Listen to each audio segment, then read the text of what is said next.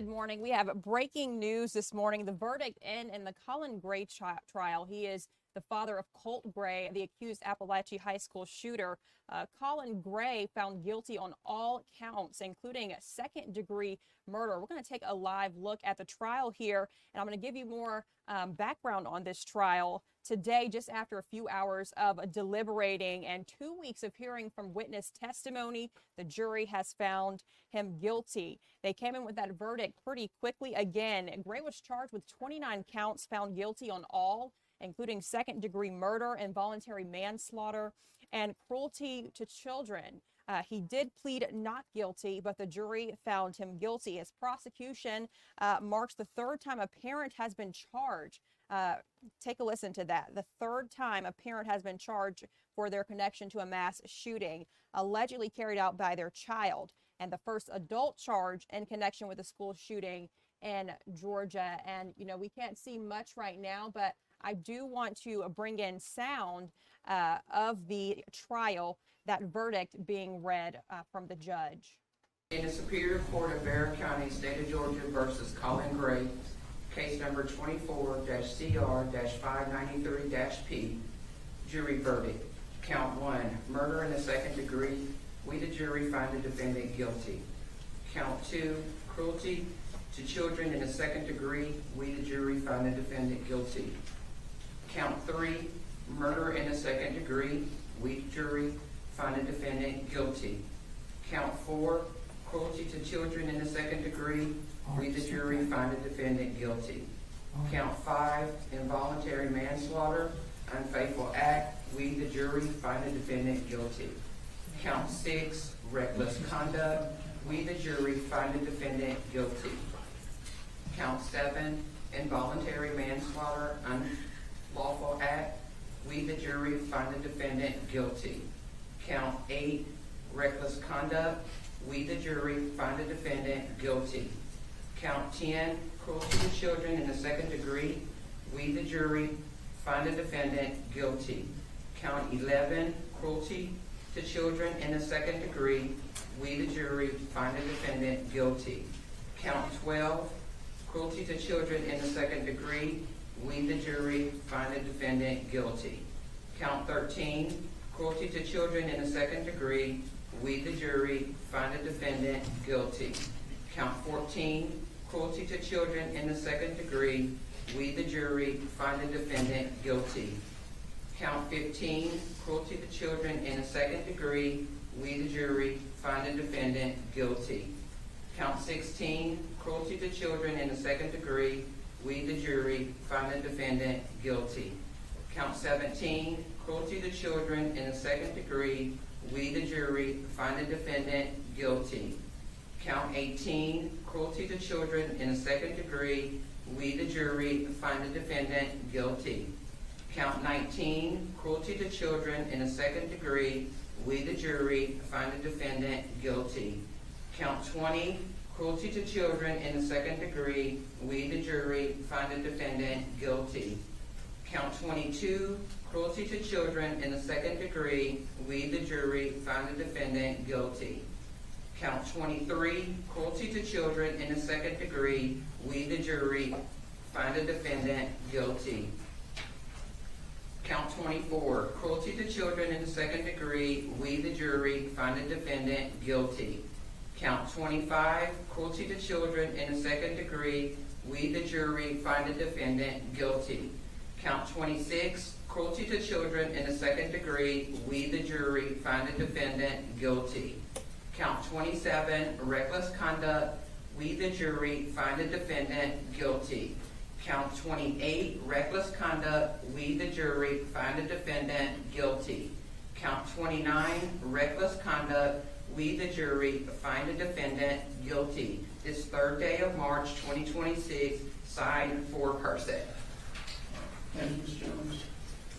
Counsel, do we need the services of the jury or any inquiry with the jury? Yes, Judge. We'd ask the court to poll the jury. All right.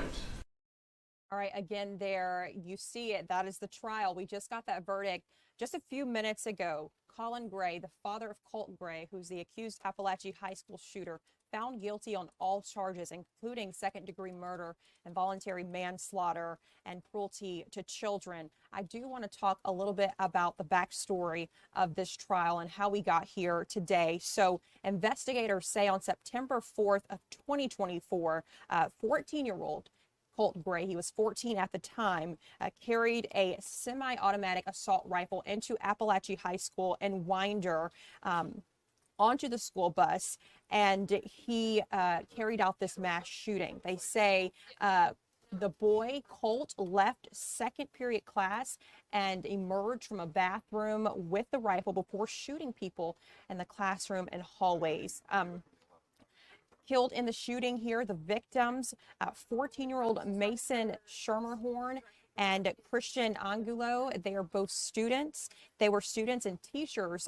Richard Aspinwall and Christina Aramy, those were teachers. So 2 teachers, 2 students killed in this trial, and then another 8 students injured. Authorities say Colt Gray carefully plotted the shooting at Barrow County High School out in Winder, including allegedly leaving a notebook with handwritten instructions detailing the steps here to prepare for the violence. And so we have heard a testimony over the past few weeks from Marcy Gray, which is Colt Gray's mother. We've heard it from Colt Gray's sister. That's Colin Gray's daughter. And so a lot of this has played a big role in the jury finding him guilty of all those charges. We know attorneys for Colin Gray, they were trying to prove that Colin should not be held accountable for this mass shooting, but the jury said that he should be held accountable. And again, he was found guilty on all 29 counts here in this trial. And so we do have a reporter on this story, and hopefully we can get to them a little later so we can hear some sound from the community, from people out there who watch this trial. I mean, this case has gained nationwide attention. I want to say again, you know, we haven't seen many parents be charged like this for their kids' crimes. And so this, from what we know, marks the 3rd time a parent has been charged to their connection to a mass shooting. Again, but the first adult charge with a connection to a mass shooting in Georgia. So this is a big case here.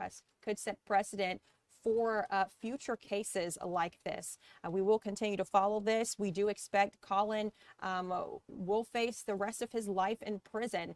Again, we will know at sentencing how long he will spend in prison, but we do expect that he will spend the rest of his life. He's 55 years old, and again, been found guilty. The jury found him guilty on all 29 counts.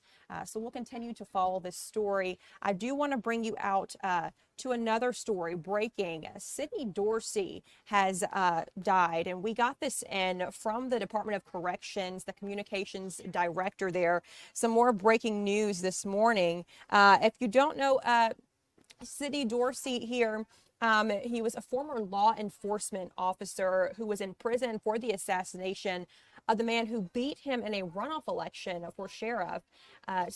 Again, he has reportedly died. Dorsey was serving life in prison for arranging the murder of Derwin Brown after Brown beat him in the 2000 race for DeKalb County Sheriff. So the Department of Corrections confirmed again Dorsey died on Monday in the Augusta State Medical. His cause of death was natural, according to the Georgia Department of Corrections, and we'll continue to cover this story as well. Again, a little bit background: he was serving life in prison for arranging the murder of Derwin Brown after Derwin Brown beat him in the 2000 race for DeKalb County Sheriff. That is Sidney Dorsey there. And some more breaking news here in the Atlanta area. A shooting at the MARTA Arts Center caused some disruption. So here's what we know. The agency, the officials said that the MARTA Police Department responded around 7:15 this morning to the station, which is located on Peachtree Street between 15th and 16th Streets. And when officers arrived to the scene, they found a person who had been shot in the abdomen. Now, this victim was taken to a local hospital.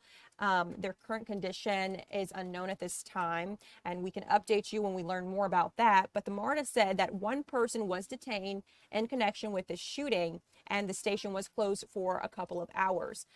However, normal operations did resume at 9 a.m., so a little over 2 hours ago.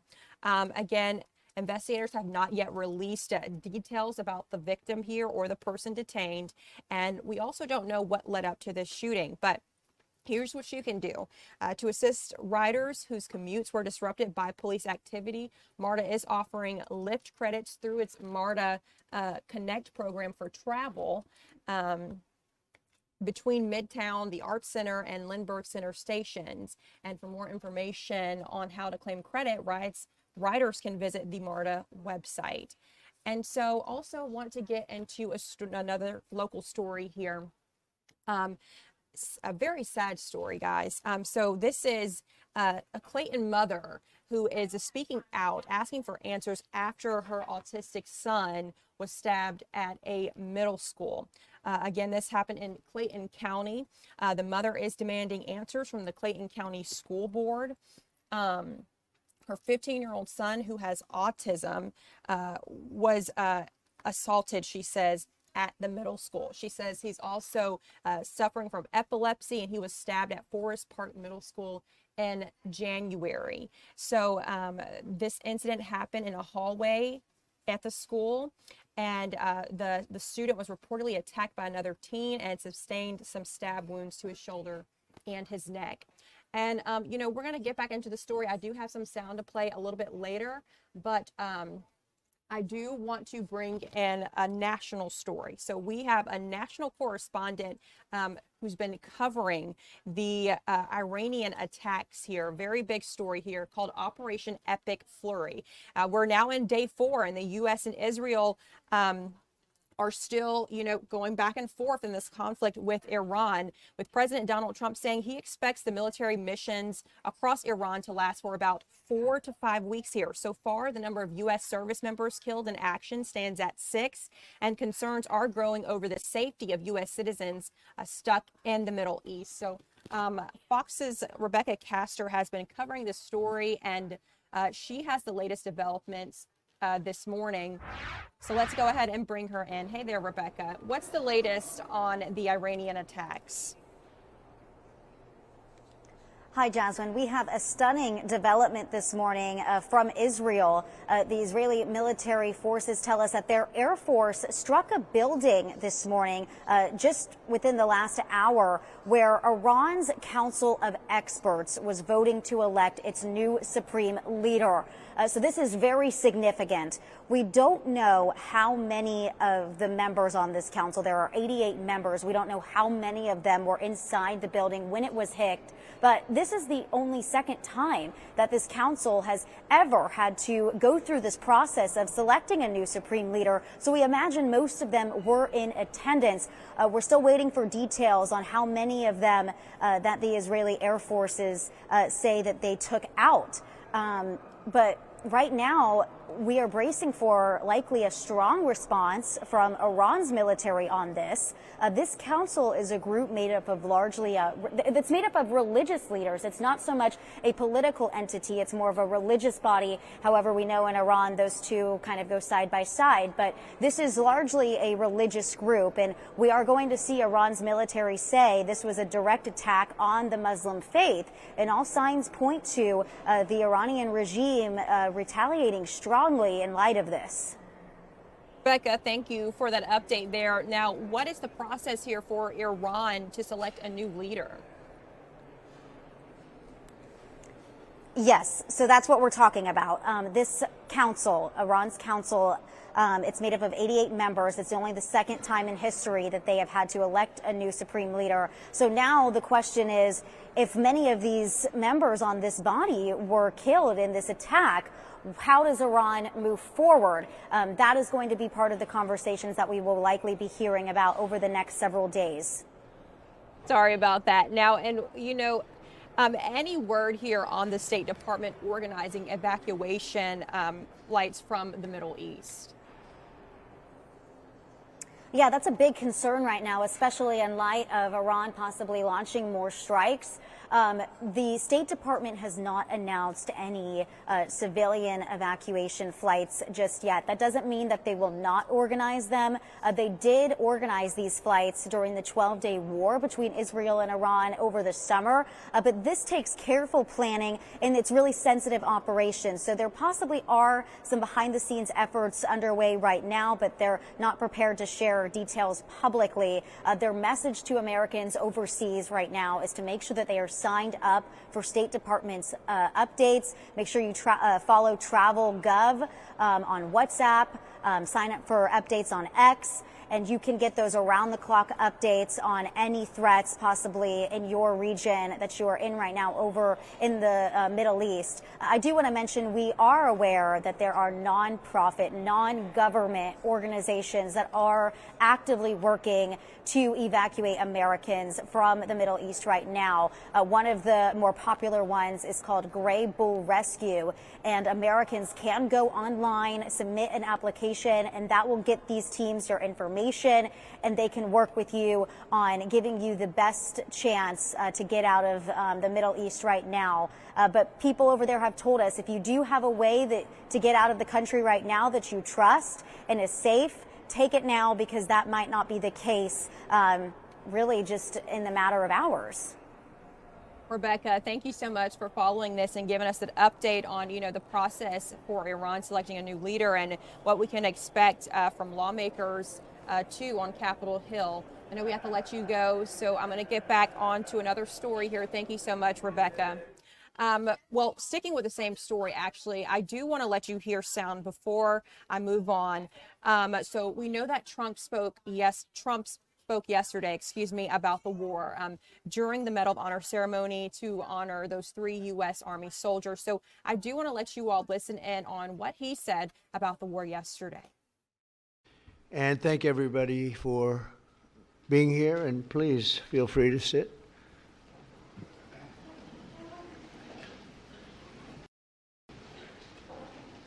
So before we begin this important ceremony, and there's no ceremony that can be much more important than this, let me provide a brief update on Operation Epic Fury. Today, the United States military continues to carry out large-scale combat operations in Iran to eliminate the grave threats posed to America by this terrible terrorist regime. Following our obliteration of Iran's nuclear program in Operation Midnight Hammer a short while ago, we warned Iran not to make any attempt to rebuild at a different location because they were unable to use the ones that we so powerfully blew up. But they ignored those warnings and refused to cease their pursuit of nuclear weapons. In addition, the regime's conventional ballistic missile program was growing rapidly and dramatically, and this posed a very clear, colossal threat to America and our forces stationed overseas. The regime already had missiles capable of hitting Europe and our bases, both local and overseas, and would soon have had missiles capable of reaching our beautiful America. The purpose of this fast-growing missile program was to shield their nuclear weapon development and make it extraordinarily difficult for anyone to stop them from making these highly forbidden by us nuclear weapons. We were the ones that were complaining. We were the ones that wanted it stopped. But everybody was behind us. They just didn't have the courage to say so. An Iranian regime armed with long-range missiles and nuclear weapons would be an intolerable threat to the Middle East, but also to the American people. Our country itself would be under threat, and it was very nearly under threat. I was very proud to have knocked out the Iran nuclear deal by President Barack Hussein Obama. That was a horrible, horrible, dangerous document. They would have had nuclear weapons 3 years ago, and they would have used them. But I'll not let that happen. For almost 47 years, this regime has been attacking the United States and killing Americans. Every time you see someone with missing arms and legs, or a face that's been absolutely shattered violently. It was almost certainly caused by an Iran roadside bomb. They were put there by General Soleimani, who was the father of the roadside bomb. Very proudly, he thought, but I terminated him in my first term. This was our last best chance to strike what we're doing right now and eliminate the intolerable threats posed by this sick and sinister regime. And they are indeed sick and sinister. Our objectives are clear. First, we're destroying Iran's missile capabilities, and you see that happening on an hourly basis, and their capacity to produce brand new ones, and pretty good ones they make. Second, we're annihilating their navy. We've knocked out already 10 ships. They're at the bottom of the sea. Third, we're ensuring that the world's #1 sponsor of terror can never obtain a nuclear weapon. Never going to have a nuclear weapon. I said that from the beginning. They're never going to have a nuclear weapon. They were on the road to getting one legitimately through a deal that was signed foolishly by our country. And finally, we're ensuring that the Iranian regime cannot continue to arm, fund, and direct terrorist armies outside of their borders. And we thought we had a deal, but then they backed out. And they came back, and we thought we had a deal, and they backed out. I said, you can't deal with these people. You got to do it the right way. Today, we grieve for the 4 heroic American service members who have been killed in action and send our love and support to their families. In their memory, we continue this mission with ferocious, unyielding resolve to crush the threat this terrorist regime poses to the American people, and a threat indeed it is. We have the strongest and most powerful by far military in the world, and we will easily prevail. We're already substantially ahead of our time projections, but whatever the time is, it's okay. Whatever it takes, we will always, and we have right from the beginning, we projected 4 to 5 weeks, but we have capability to go far longer than that. We'll do it. Whatever somebody said today, they said, oh, well, the president wants to do it really quickly. After that, he'll get bored. I don't get bored. There's nothing boring about this. Do you agree with that, Pete? I don't think there's anything, Mr. General. I think there's nothing boring about it. Somebody actually said from the media, I think he'll get bored after about a week or two. No, we don't get bored. I never get bored. If I got bored, I wouldn't be standing here right now, I guarantee you that, to go through what I had to go through.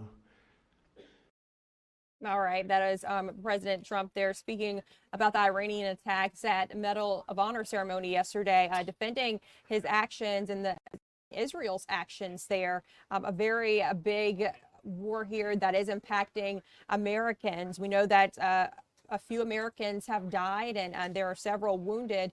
And then also, we know that it's impacting gas prices. So let's talk about that. The conflict over there with the international conflict between Iran and Israel and the U.S. Has pushed gas prices past the $3 mark here in Georgia. So let's get into this. The tensions are hitting Georgia's gas tanks with recent developments overseas, pushing those oil prices higher. Drivers are feeling the effects. AAA reporting the state average is now $3.01 a gallon, which is up 30 cents from last week. And so also we know that those prices are increasing here in Atlanta. Gas Buddy predicts the national average, though, will jump another 10 to 15 cents over the next couple of weeks. And according to Gas Buddy, we were able to speak with a rep from there. The conflict's impact on the pump isn't necessarily about Iran's direct oil production, but rather the stability of the Strait of Hormuz. That a representative from Gas Buddy says about 20% of the world's daily oil supply goes through that strait. That strait essentially being closed because of the threat of attacks. It's what's causing oil prices to jump nearly 8% a barrel. Again, that's according to Gas Buddy. the increase in prices has led to some families, of course, stretching their wallets just to fill up their tanks. I did look up some gas prices here in Atlanta, and I do want to give those to you. Current average right now in the Atlanta area is $3.07. So that's higher than Georgia's average. Yesterday, it was $2.84. So we know that gas prices in Atlanta increased more than 20 cents, guys, overnight. More than 20 cents, that is. So we can expect to see this, at least for the next couple of days throughout this war due to the issue with oil. Let's go ahead and move on to another big national story. The Department of Human Services funding fight, that is. We know that this has been happening for some time now. As the air campaign against Iran intensifies there, the battle on Capitol Hill for funding also escalates. So this funding for Homeland Security, is seems like it's turning into more of a Cold War. Democrats remaining tight-lipped about a new proposal from the White House. So often referred to as America's first line of defense against terrorism, the Department of Homeland Security remains unfunded. And this is happening again as the Iran conflict escalates. On Friday, agency employees missed their first paycheck of a prolonged shutdown, with more to come this week if an agreement is not reached. Now, congressional Republicans are now hoping the heightened threat from Iran will ramp up the pressure on Democrats. However, Democratic leadership says they've received, that is, a new counterterrorism from the White House, which they are reviewing, but deep divisions remain with immigration enforcement restrictions, a key sticking point. Now, despite a lack of funding, DHS is beefing up security and warning of potential lone wolf and cyber attacks related to the ongoing conflict in Iran. Some experts are now warning the department should also raise the threat level under the National Terrorism Advisory System. And while negotiations are ongoing, the House is expected to vote on a new DHS funding bill at some point this week. Okay, so again, this is about the DHS funding fight here, and it's intensifying just as the Iran conflict is as well.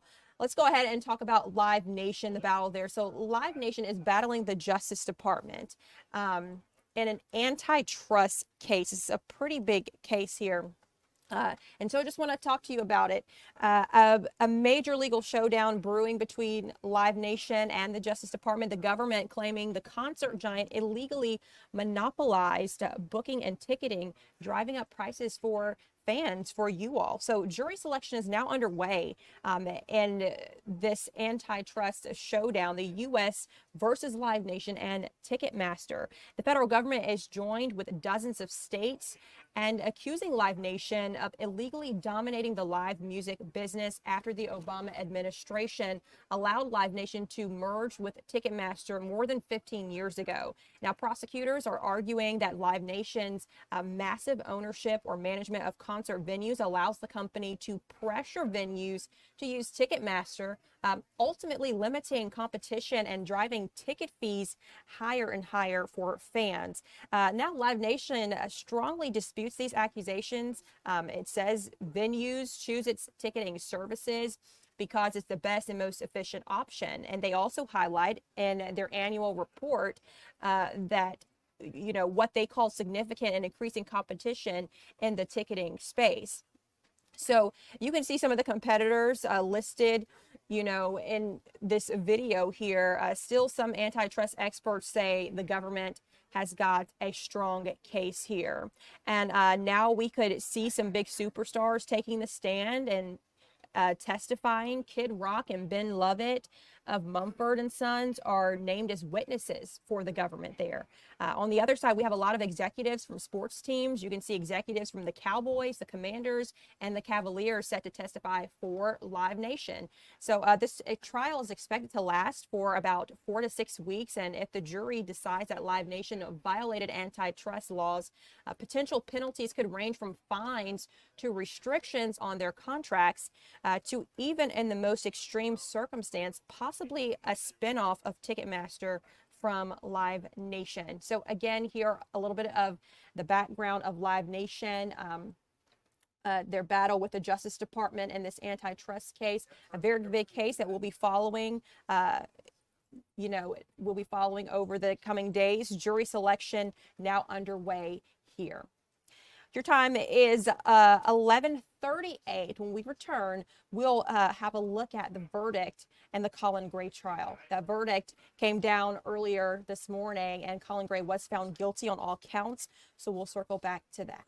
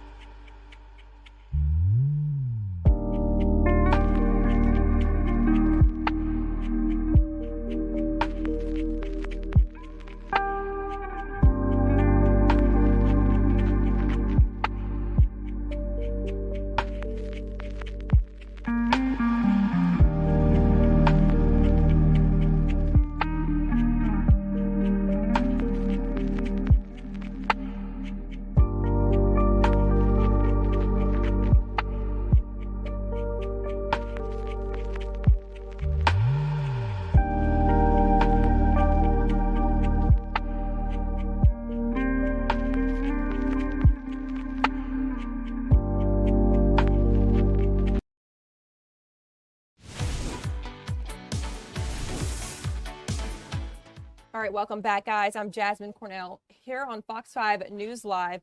Let's talk about the Colin Gray trial. Breaking news here. Colin Gray found guilty on all charges in the Apalachee High School shooting trial. Now, we have been following this trial for 7 weeks. We've heard testimony from Colin Gray's ex-wife, Colin Gray's daughter, teachers, authorities who responded to the scene, investigators, several people, which was very key and important in this trial, and resulted in the jury finding Colin Gray guilty on all 29 counts, including second-degree murder and involuntary manslaughter.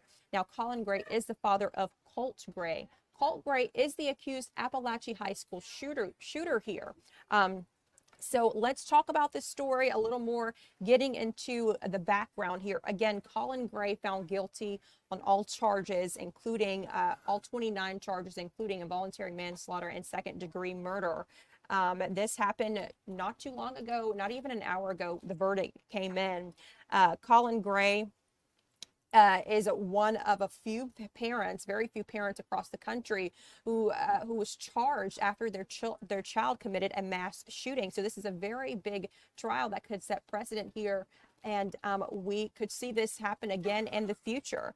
Now, during that shooting, which happened on September 4th in 2024, 2 students and 2 teachers died. 14-year-old students Mason Schermerhorn and Christian Angelo, and 2 teachers, 39-year-old Richard Aspinwall and Christina Eremy. She's 53 years old. So they're the victims there on your screen. Prosecutors said Gray gave his son Colt access to a gun and ammunition after receiving, quote, sufficient warning that Colt Gray would harm and endanger the bodily safety of another. Colt Gray was 14 at the time of this shooting. He was indicted on a total of 55 counts, including murder. he has pleaded not guilty. And the judge in his case set a status hearing for mid-March. So we will cover his trial when that comes. But again, his father has been found guilty, his father being Colin Gray. Colin Gray, authorities say, prosecutors say, gave his son the gun, gave Colt Gray the gun as a gift for Christmas before the shooting, and allowed him to have access to the gun and ammunition despite his awareness that his son had mental health concerns. And again, prosecutors also say Colin Gray knew his son was obsessed with school shooters, even having a shrine in his bedroom to Nicholas Cruz, who is the shooter in a 2018 massacre in Parkland, Florida. So again, Colin Gray here found guilty on all counts in the Apalachee shooting trial. A big trial here. His son's trial, Colt Gray, has not happened yet, and we expect to have more information on that in the coming months. But again, this is a big story here. We'll continue to cover it. We expect that Colin Gray will spend the rest of his life behind bars for being found guilty on all 29 charges. But again, after sentencing, we'll let you know what comes out of that. Moving on to a local story here. Atlanta police have seized 81 guns and 9,000 grams of drugs. So they had a presser yesterday telling us about this. The Atlanta Police Department says they've taken 81 firearms again and more than 9,000 drugs off the streets, 9,000 grams, of narcotics off the streets. This is part of a series of seasonal crime operations. They announced this on Monday. So the multi-agency effort, which includes the U.S. Attorney's Office and the Fulton County Sheriff's Office, it resulted in 288 arrests, they say. And then Atlanta Police Chief Darren Shearbaum said the crackdown is a part of a recurring strategy known as Operations Kickstart, Heat Wave, and Deep Freeze. According to authorities, 61 of the suspects are affiliated with gangs. Many of those taken into custody were repeat offenders. Let's go ahead and listen to a little bit of the press conference that they held about this yesterday.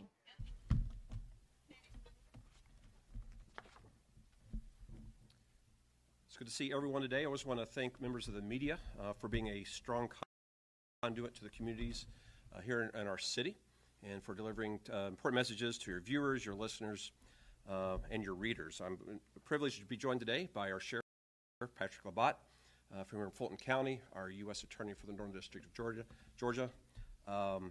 Hertzberg, as well as members of the FBI, the ATF, and South Fulton Police Department that is here today. Regardless of the season or the time of the year, this department, along with its partners, are fighting crime in Atlanta, Georgia, focusing on gangs, guns, and drugs. Many of you are aware of the initiatives that we play out every year with the partners that are behind me and others, making sure that we're fighting gangs, guns, and drugs in our city. And these initiatives are not casting a wide net. We use scalpels of the law, scalpels of the Constitution, intelligence-led crime fighting, and the partnerships to make sure we're going after those individuals doing certain things in the places of this city, of this county, and the region that can impact safety. Going after those that are likely to pull triggers in our neighborhood. And these individuals do not remain in Atlanta, Georgia. They move across. All right, guys, again, that is Atlanta police there speaking about how they have recovered 81 guns and 9,000 grams of narcotics and a seasonal crime sweep here. Now, we have some new information coming in. I'm going to bring up a presser here and listen with you all. Just found out about this. So let's go ahead and bring this in to see what's happening. Way, and this would have been prevented. So I think it was all of those things together. You did get him to concede on the stand that he was told by Colt that that was Nicholas Cruz in those pictures. Do you think that that was a big moment for jurors? Absolutely. I mean, how do you allow those pictures on your child's wall and not question it further? At what point for you should he have locked up the guns? That calls for a lot of speculation. I would have never given my 14-year-old child a firearm like that after Jackson County coming to my house. I think most parents wouldn't have done that. I don't know if that reaches criminal at that point, but it certainly reaches common sense. What do you recommend for sentencing? We haven't decided that yet. We're going to talk with the victims' families. I haven't actually spoken to them at all since the verdict came out, so we're going to go talk with them, get them ready. Sentencing will be at a future time when they can all be here and speak to the judge, and we'll discuss it with them and make a decision. What had the victims' families told you prior to this, like throughout this process? Are there any comments that they've made that sort of stand out in your mind? I don't think it was a common reaction. They all are reacting to their grief in different ways. They all have different perspectives, and we've listened to all of them and talked with all of them, and I don't think there's any common thing. I've just told them from the beginning that my plan was to prosecute to the fullest extent of the law, and that's what we've done. When you spoke to jurors, did they give any sense that they were trying to send a message? I don't think I got that sense from them. I think they were looking at this case, these facts, and this law, and coming to a decision. Were you The surprised by how defense quickly? actually blamed others in this case, said D. Martin could have been to blame, said Lisa Butler. What do you say, or the mother should have known something? How do you explain that to viewers who haven't been watching this 2-week trial? One of the things that came to light during our investigation was that the reason so many lives were saved at Apalachee was because of lessons we learned from prior tragedies. So I am all for looking at these things. What can we have done better? What can we do in the future to make our children safer? But the blame game, these were good people trying to make their best decisions as they could with limited information. The one person that had all the information was the one that didn't act. Did you ever actually consider charges for Marcy Gray? Absolutely. We found what she did to be morally reprehensible. We do not believe she's a good mother, in my opinion. But at the end of the day, she did not have custody of Colt. She did not have proximity to Colt. And she was not the one that provided him the firearms. Can you provide any update on Colt's case and where that stands at this point? I cannot. The state stands ready to try the case at any time. What does this verdict mean for the community here in the county? I hope it starts the healing process. It can't, of course, complete it until we finish the whole trial, both trials. But I hope that they can start moving forward with their healing. Were you surprised at how quick the verdict came? If they didn't come back in 5 minutes, I start sweating. So to me, it seemed like an eternity. What message do you hope this case sends to other parents here in Barrow County or around the country? Well, at my college, there was a plaque on the wall that said, "Duty is the sublimest word in the English language." And we talk a lot about rights in our country. We're proud of our rights, and I'm proud of our rights. But, you know, our rights were given to us by our forefathers. But God gave us a duty to protect our children. And I hope that we remember that as parents, as community members, to protect our children, because that is our God-given duty. Legal question. Colt has the presumption of innocence. Yes, sir. But how can he still have that when his father's been convicted now of crimes that he allegedly committed? That's a question for the courts and his defense attorneys. Can you give our audience a sense of how much work you and your team put into a case like this? Hours, lives. We've had Ashley Gilliland, who testified in the trial, Amanda Dibble, Jenny, thank you, worked extremely hard on this case. It is all they've been doing for the last year, at least. The hours we put in has been tremendous. But we wanted to honor the families, the victims. We wanted to honor all the hard work that law enforcement did, and us not giving everything we had to this case would have been dishonor to them, and we weren't going to do that.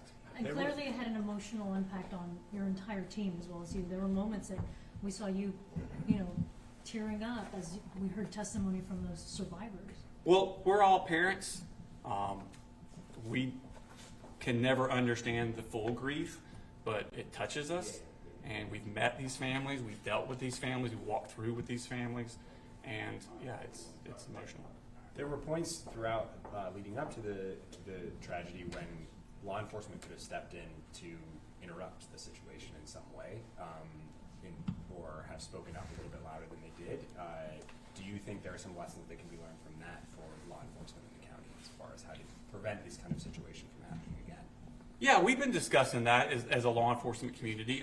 In fact, y'all probably know that after this event happened, we got a flood of threats coming in from kids all over the world, because kids are kids, I guess.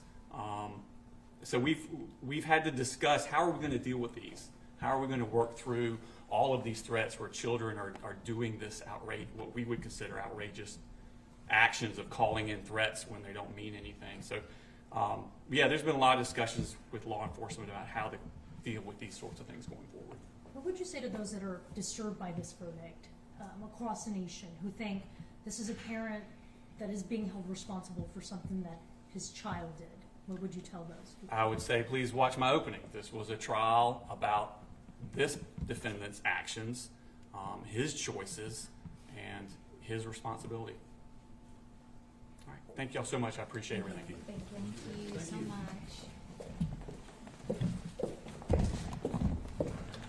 Thank you all. Thank you, guys.